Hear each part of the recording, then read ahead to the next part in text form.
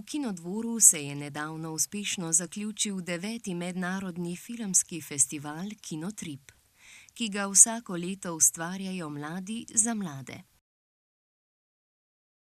Letos je bila zlasti v ospredju dostopnost za gluhe in naglušne obiskovalce. Celoten program je bil namreč prilagojen z opisnimi podnapisi v slovenščini, pogovori z gosti pa so potekali s tolmačenjem v slovenskem znakovnem jeziku. To je festival približalo širšemu občinstvu ter poudarilo pomen vključevanja vseh, ne glede na njihove slušne sposobnosti.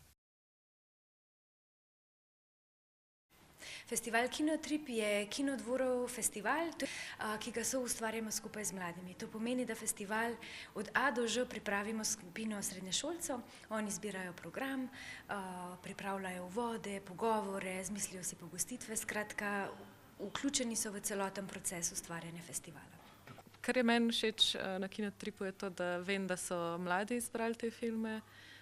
Vem, da so se veliko pogovarjali o izboru prej in da so to pravzaprav res filmi, ki njim odgovarjajo, ki v njih vzbudijo neko zanimanje.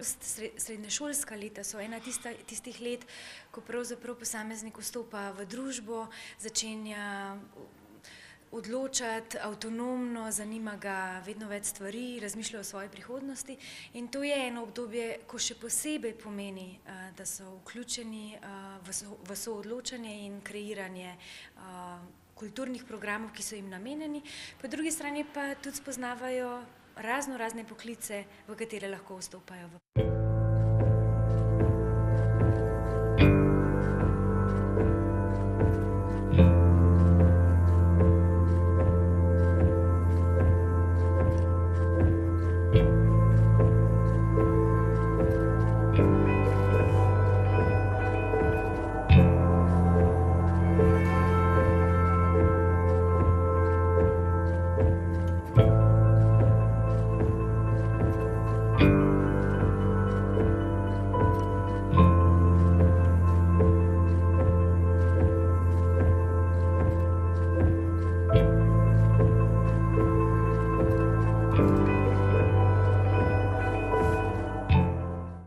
Festival je odprl film Tiho rjovenje škotskega režiserja Johnya Barringtona, ki je občinstvu zaupal tudi avtobiografske elemente zgodbe.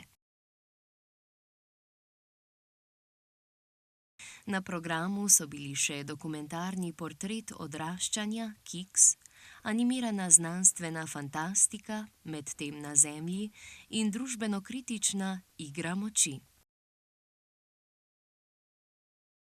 Zaključek je pripadal kultni klasiki Sovraštvo Matjeja Kasovica, ki je s temami družbene neenakosti in rasnega nasilja nagovorila mlado občinstvo. Young people have to be given a chance to enjoy cinema in the ways that you can't enjoy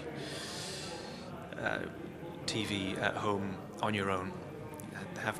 It's so nice to see a communal team effort, and it's great that it's enabling more people to access the film. V Kinodvoru nam je dostopnost vedno pomembna, bila od nekdaj. Letošnje leto pa smo v bistvu na to področje zakorakali celo bolj sistematično in kontinuirano. Z gluhimi in naglušnimi pa smo začeli delati v bistvu s podporo Ministrstva za kulturo preko enega razpisa, ki je namenjen promociji slovenskega jezika med tistimi, ki jim slovenščina ni prvi jezik, in na ta način omogočili ne samo festival Kinotrip, ampak pravzaprav več dogodkov v letošnjem letu. Zelo nam je bilo pomembno, da so ti dogodki umeščeni v različne programe, ki so namenjeni različnim generacijam.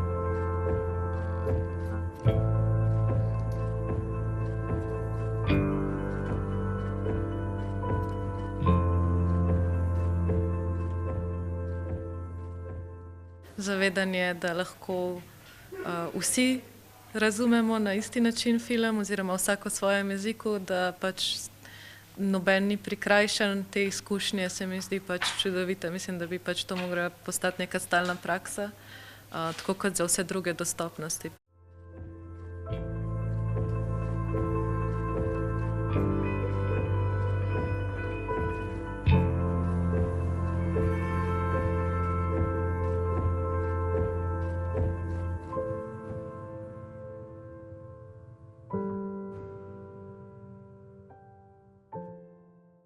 Kinotrip je z dostopnostjo za gluhe in naglušne odprl vrata razumevanju in vključevanju.